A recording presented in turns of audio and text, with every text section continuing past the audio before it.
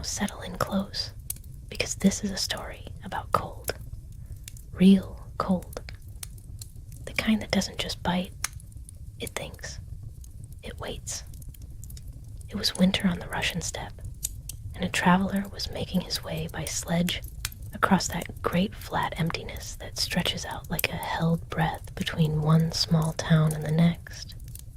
The sky that afternoon had been low and gray, the color of old pewter, and the horses moved through it with their heads bowed, as if they already knew what was coming.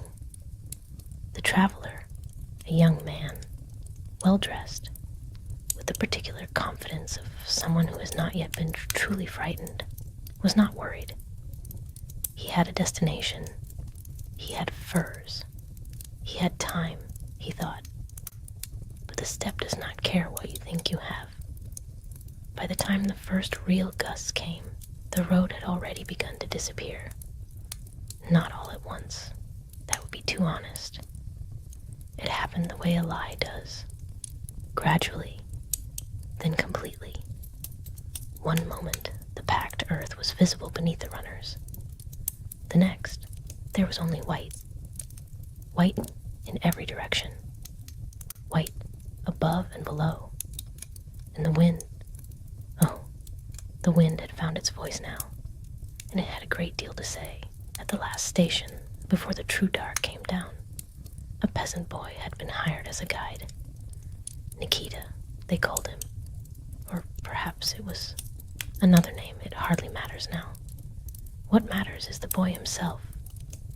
Young, slight, wearing a coat that had seen better decades, with felt boots laced up past his ankles, and a quiet about him that was not shyness, but something older, something steady. He climbed up beside the coachman without ceremony, without complaint, and pointed ahead into the gray-white nothing with one mittened hand as if to say, "That way. I know that way." The traveler watched him from beneath his furs and felt the first small seed of unease. This was their guide. This boy with his patched coat and his calm eyes. But there was nothing to be done. The storm was building behind them like a wave, and ahead, somewhere ahead, was warmth and shelter and the next station. You trust what you have. You trust who you have.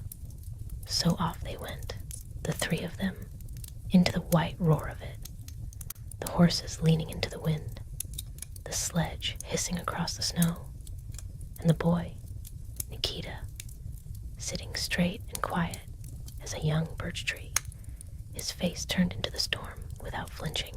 Here's something you must understand about a Russian blizzard on open ground. There are no landmarks. None. The world becomes a single texture, wind-driven, shifting, merciless, and a man cannot tell if he has traveled 10 miles or walked in a slow circle back to where he began. The snow does not fall so much as move, sideways, upward, inward, filling every gap between thought and thought. They lost the road. Of course they lost the road.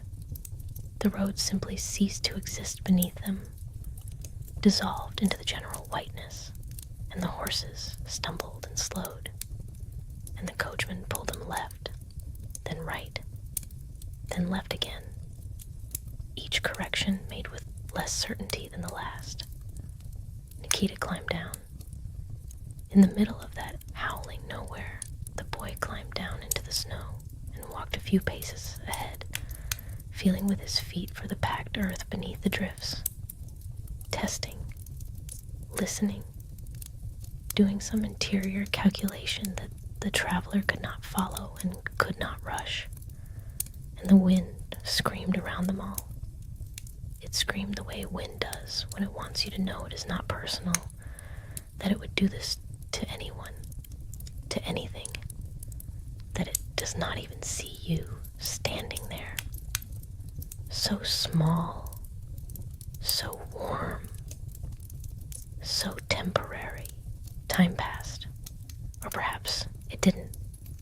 On the step in a blizzard, time behaves strangely. It stretches and folds, and the traveler, buried deep in his furs, began to slip between waking and something else entirely. He saw things, or thought he saw them. Faces in the snow. Familiar faces. The faces of people he had not thought of in years. His mother's voice carried on the wind, saying something he could not quite hear. A warmth that was not warmth but felt like it. A heaviness in his limbs that whispered, "Rest. Just rest a moment. Lie down in the soft of it. It isn't so bad, the cold. It isn't so bad at all. This is the cruelest trick the frost knows how to play. It makes dying feel like drowsing. It makes surrender feel like sense. But somewhere, through the gauze of it, through the strange, sweet fog settling over his mind, the traveler heard something. A voice. Nikita's voice.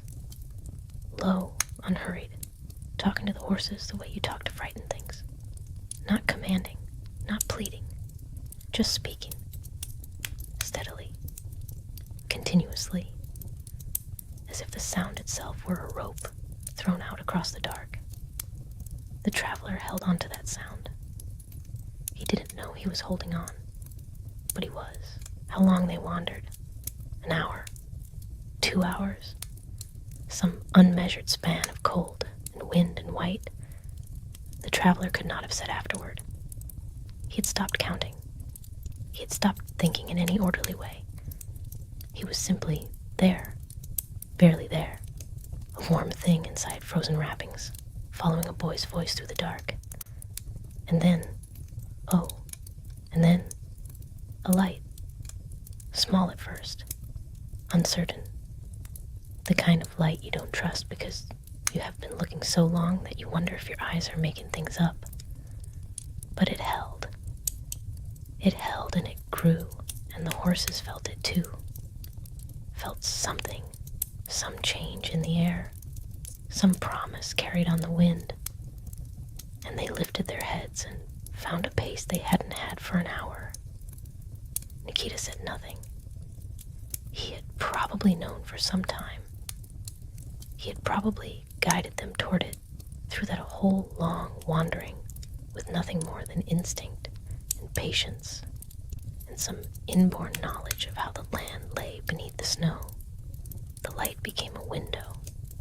The window became a wall. The wall became an inn, low-roofed, snow-heaped, gloriously ordinary. And the sound of the storm dropped suddenly, shockingly, as the sledge passed into the shelter of its yard. And the traveler heard, for the first time in what felt like forever, silence inside. There was a fire. There was tea. There were rough wooden benches and the smell of tallow candles and other travelers, half asleep, who looked up without much curiosity when the door burst open and the cold came in with 3 snow-covered figures. Nikita saw to the horses first. Of course he did. Before he warmed his own hands, before he accepted a cup of anything, he went back out into that howling dark to see that the animals were stable and fed and blanketed. The traveler watched him go, and something shifted in his chest that he did not quite have words for. Humility, perhaps.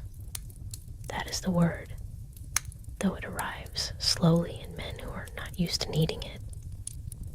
He thought, sitting by that fire with the warmth beginning, painfully, beautifully, to return to his fingers and his feet, about how close the evening had come to ending differently, how the cold had spoken to him so gently, so reasonably, how a boy in a patched coat had stood between him and that gentleness and simply refused to let go.